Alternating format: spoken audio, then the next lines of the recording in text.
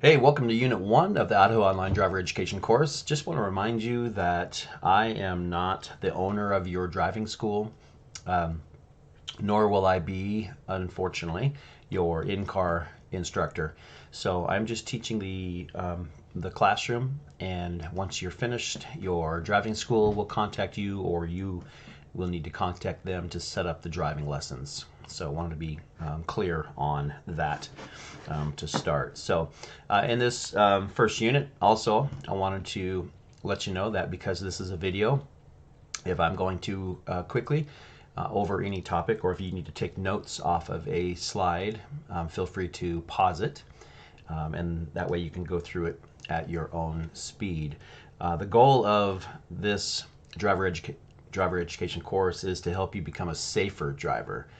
Safer. There's no such thing as a 100% safe driver. Sadly, this is the most risky, most dangerous activity that you will participate in, and I wish it could be perfectly safe, but it can't. However, with a driver's education course like this, where you'll learn some tips and techniques, and then when you actually get out there and practice and get lessons from an instructor, and then more practice with a licensed adult afterwards, you will be a safer driver, and that's really the key, to be safer, to know how to be safer. You can't control the others on the road, and they're really the scary ones. So people always ask me, how can I teach driver's ed? Isn't it scary? Isn't it dangerous? It's not you that I'm afraid of. It's the other drivers on the road. It's the ones that have gotten lazy. It's the ones that are distracted, drunk, high, sleepy, etc. So as long as you are controlling yourself, which is all you can really control, you'll be fine.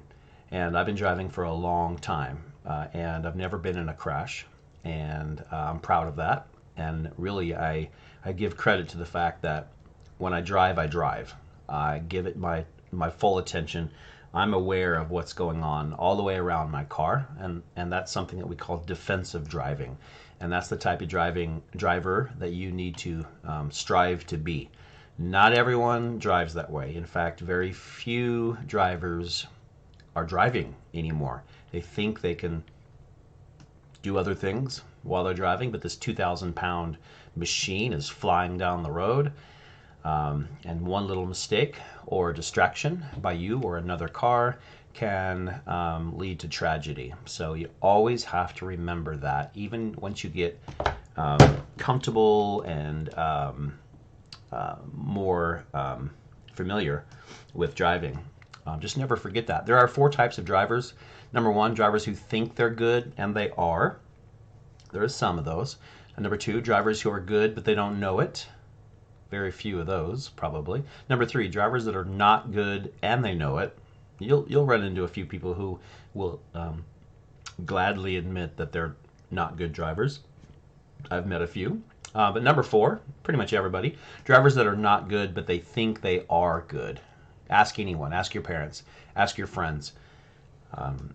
Are you a good driver? Oh yeah, I'm great. I'm excellent. I'm above average. Well, not everyone can be above average. Doesn't work that way. The math doesn't work that way. But everyone thinks they're a great driver, and it's just not possible, and it's not true. So they may think they're a great driver because they only check their phones when they're going straight, or they only eat. I don't know. I don't know. There's really no excuse. A good driver is one who follows the laws and who is always safe, or safer when they're driving. So in this class, make sure you plan to spend regular time working. So whether that's once every 2 days, whether that's once a week, just know that with any online class, days and weeks and even months can go by and you'll forget about it. You'll say, oh, I'm busy. I'm too busy. So I get that, but a half hour every couple days, an hour every couple days, What is important here is that this information needs to be fresh in your mind as you go through it, so that when you finish and start your driving lessons, you show up to those driving lessons with all this information still fresh in your mind, so you know what the instructor is talking about, and they don't have to reteach you everything. So that's my goal as the online instructor. The quizzes and the final exam in this class are based on these presentations, all the videos, and the chapters in the Idaho Driver's Manual. So I do recommend that you take notes, you understand the material, and ask questions. I'm here.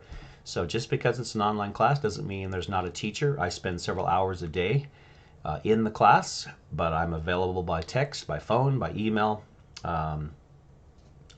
I wouldn't say 24/7, but in the waking hours of the day, I am available, and I'll text you or email you right back with any questions that you have. Okay. After driver's ed, if you're 17, you can pretty much just go down and take your written and driving test, but most of you will not be 17 when you finish. You will have to then practice driving with a licensed adult, 21 or older, over a period of not less than 6 months. And you have to drive for 50 hours. 10 of those hours have to be at night. Now those are minimums, and again, one thing that you want to do is schedule regular time to go out and practice to get that done. And then once you finish that, then you can go down and take your skills test and written test. And so the skills test is a 20 to 30 minute drive given sitting next to a skills tester. They're typically not driver's ed instructors, but a few are.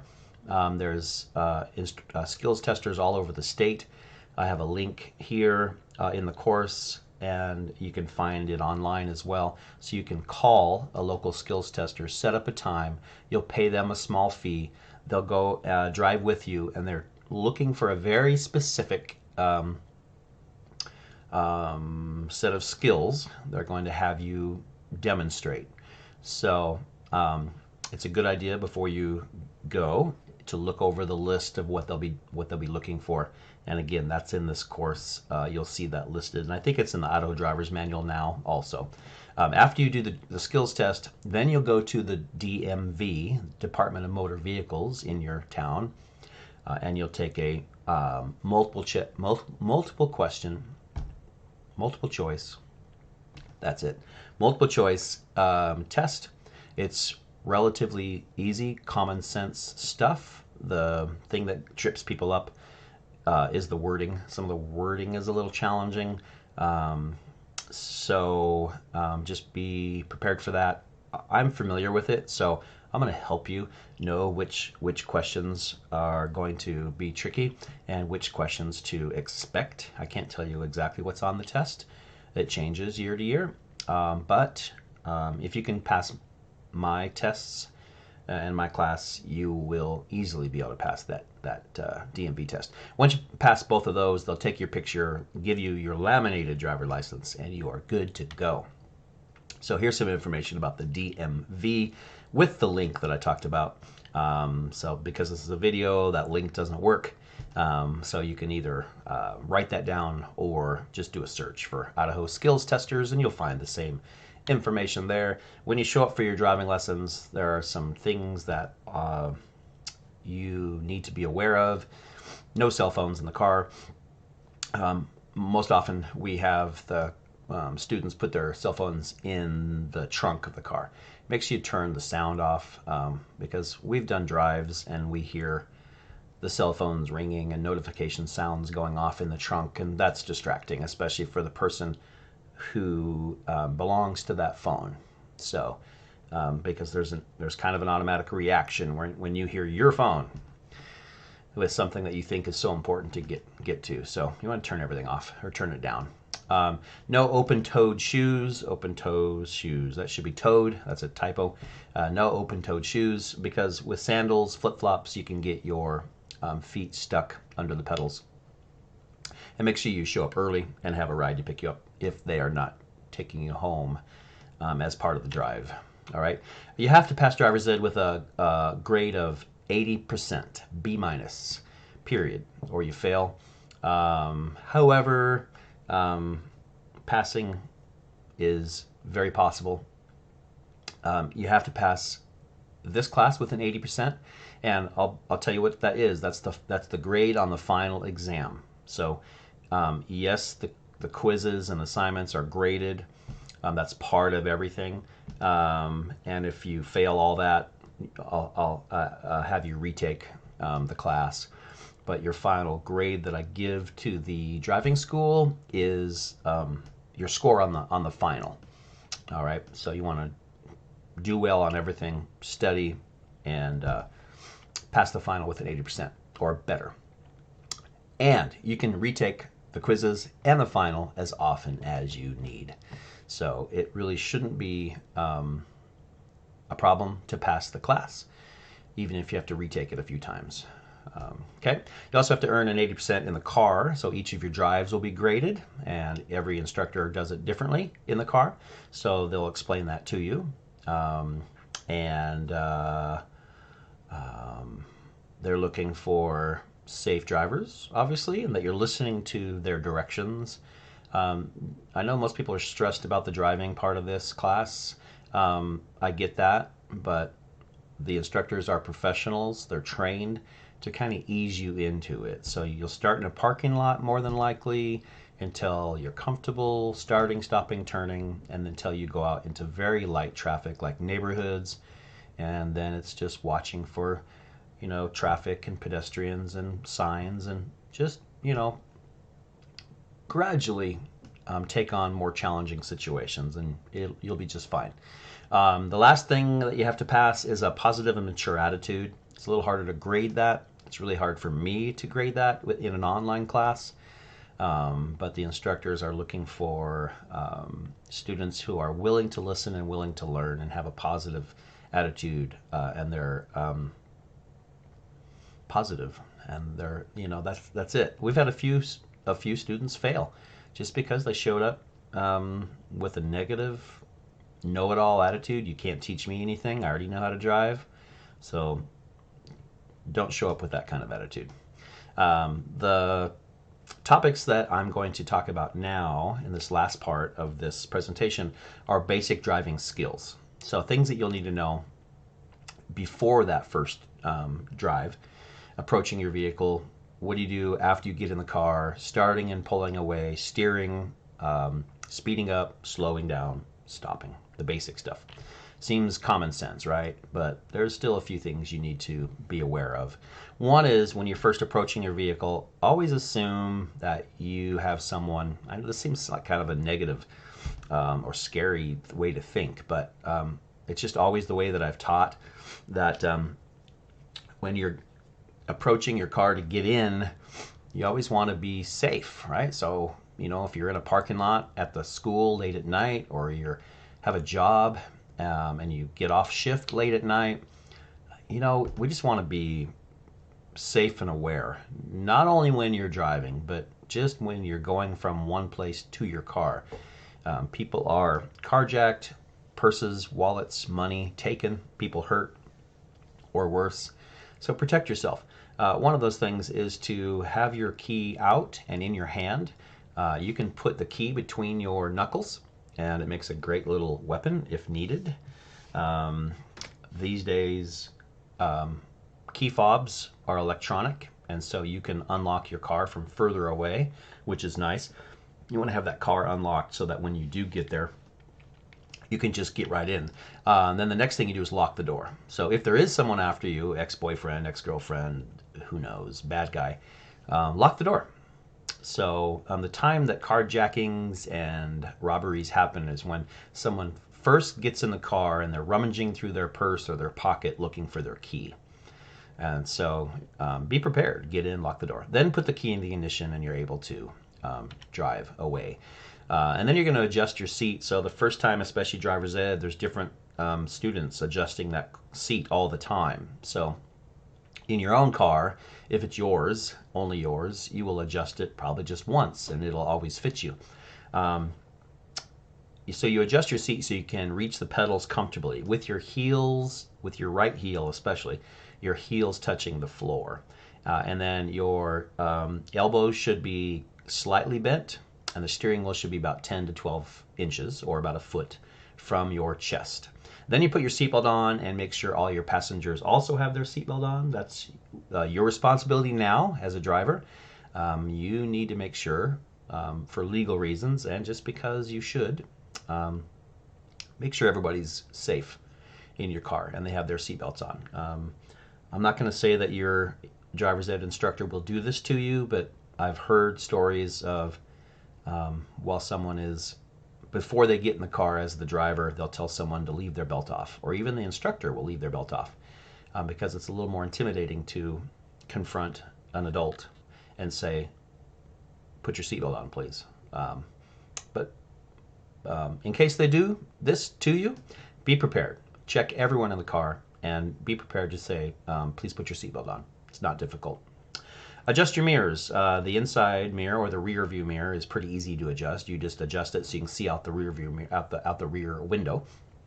And then there's two strategies for adjusting the outside or door mirrors. And I'm going to explain both because your driving school may choose one or the other, or they may even have their own strategy. But the goal is to reduce blind spots and help you see cars, motorcycles, other vehicles behind you and next to you.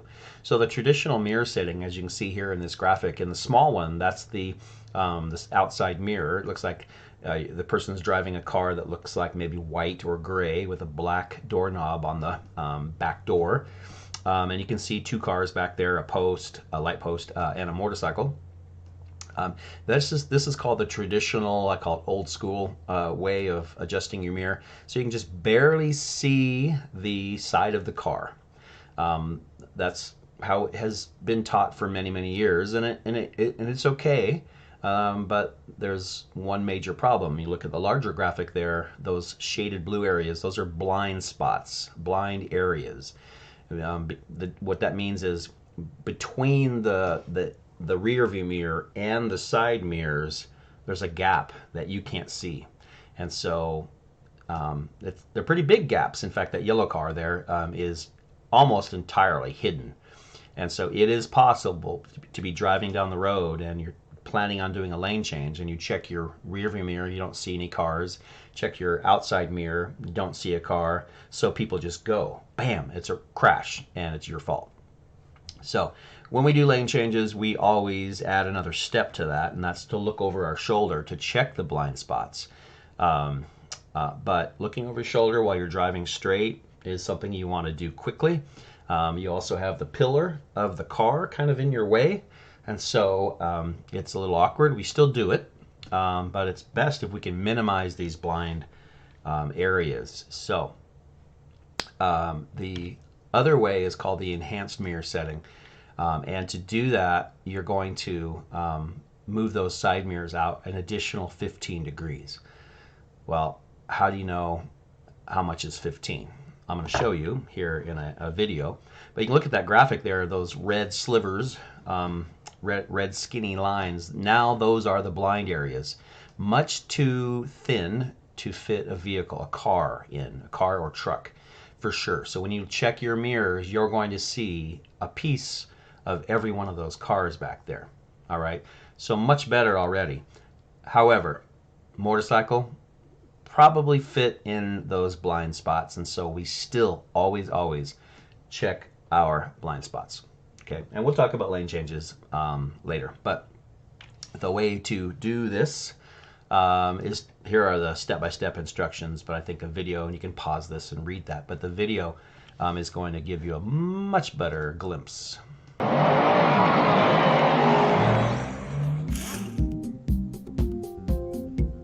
Do you know the old adage, you have to look before you leap? Well, the same applies to driving. You need to see where you're going to get there safely. And on today's autofocus, I'm going to show you how to properly adjust your side view and your rear view mirror. Yeah, seems simple enough. You adjust your mirrors till you can see behind you, and everything's great. But there is a technique so you can see into those blind spots behind your car and see that car coming up behind you.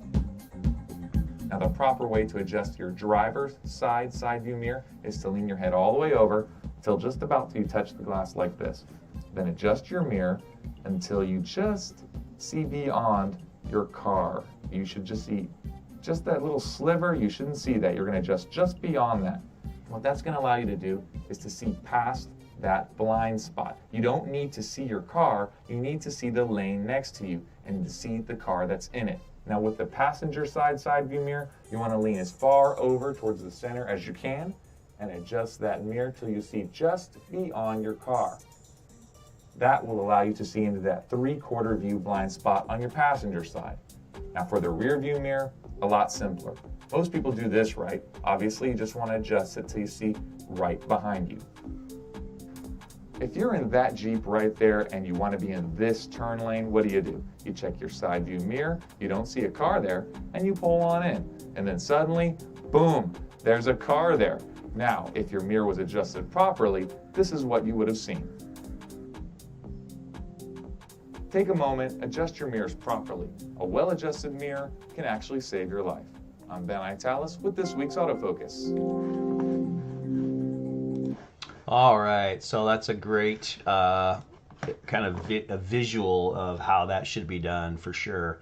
And so it's still adjusting the side mirrors so you can just barely see the car. He says just outside of that, so it's just a sliver, or that sliver is gone, but it's same kind of thing. You can just barely see the side of the car. So that part's the same, but the only difference is you lean your head towards against the driver's window, or you lean towards the middle of the car. And that's how I drive. It's funny in my family, even though I'm the driver's ed guy, my wife does it the old school way, and every time she borrows my Mustang, I can see the sides of my cars, side of my car, and sometimes more than that. I don't know why she was taught that way, but so I have to do the whole 15-degree enhanced thing every time I get in it after she drives. So it doesn't help to try to explain to her that my way's better. Everybody has their own opinion. So, but if I can reduce that blind area, I'm definitely going to do it. Excuse me. So before you drive, the other thing you want to do is also adjust all your comfort settings. And so that's your temperature, your music choice, etc. These days, the dashboards, the consoles, they're very full of technology options. And so it used to be the dashboard was all you had to deal with. And even in the old days, the dashboard was really just speedometer, fuel, and a few temperature gauges.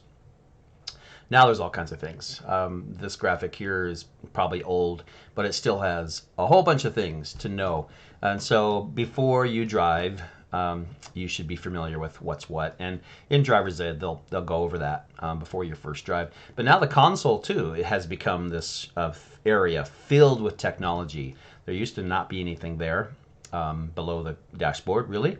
But now there's additional buttons, gauges, knobs, monitors, backup cameras, etc. But you know, the basic stuff, make sure the temperature is comfortable to you and make sure your music's on. So, you know, put it on shuffle, be happy with it, and drive.